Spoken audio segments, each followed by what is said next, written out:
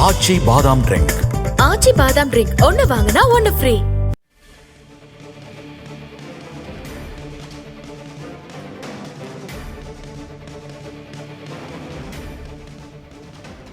முக்கிய செய்தி: வக்ஃப் மசோதாவுக்கு எதிர்ப்பு தெரிவித்து கருப்பு பேட்ஜ் அணிந்து வந்த முதலமைச்சர் மு.க. ஸ்டாலின்.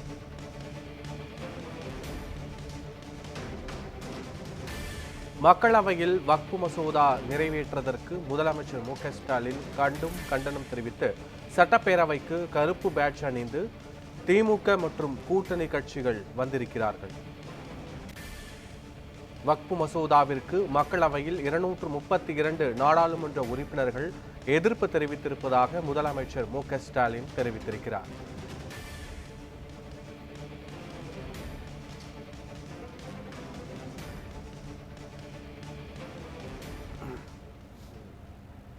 பேரவை தலைவர் அவர்களே, கடந்த 27/3/2025 அன்று இந்த மாமன்றத்தில் ஒரு தீர்மானத்தை நாம் நிறைவேற்றினோம்.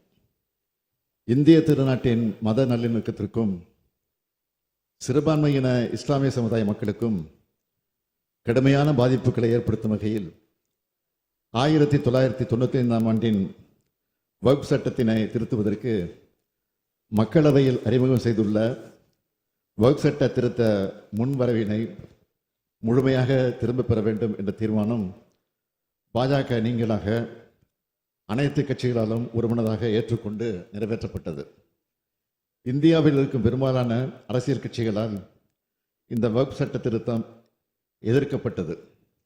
இவை அனைத்தையும் மீறி நாடாளுமன்ற மக்களவையில் வக்ஃப் சட்ட திருத்தம் நிறைவேற்றப்பட்டிருப்பது மிகுந்த கண்டனத்துக்குரியது. வக்ஃப் சட்ட திருத்த மசோதாவுக்கு எதிராக 232 நாடாளுமன்ற உறுப்பினர்கள் வாக்களித்துள்ளார்கள். ஆதரவாக 288 உறுப்பினர்கள் வாக்களித்துள்ளார்கள்.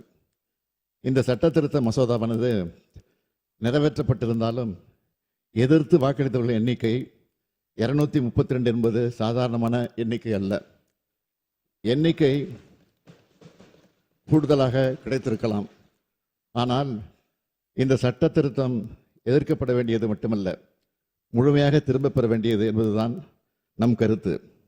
அதைத்தான் நாம் இங்கே தீர்மானமாக நிறைவேற்றி அனுப்பியிருந்தோம். இந்தியாவில் இருக்கும் பெரும்பான்மை கட்சிகளின் எதிர்ப்பை மீறி ஒரு சில கூட்டணி கட்சிகளின் தயவால் அதிகாலை 2 மணி அளவில் இத்தகைய சட்டத்தை நிறைவேற்றியிருப்பது இந்திய அரசியல் சட்டத்தின் கட்டமைப்பின் மீது செய்யப்பட்ட தாக்குதல், மத நல்லிணக்கத்தை குலைக்கும் செயல். இதனை உணர்த்தும் வகையில் கருப்பு சின்னத்தை அணிந்து இன்றைய பேரவை நடவடிக்கைகளில் நாங்கள் பங்கெடுக்கிறோம். சர்ச்சைக்குரிய இந்த சட்ட திருத்தத்துக்கு எதிராக உச்சநீதிமன்றத்தில் திராவிட முன்னேற்ற கழகத்தின் சார்பில் வழக்கு தாக்கல் செய்யப்படும் என்பதை இம்மாமன்றத்தில் தெரிவித்துக் கொள்கிறேன்.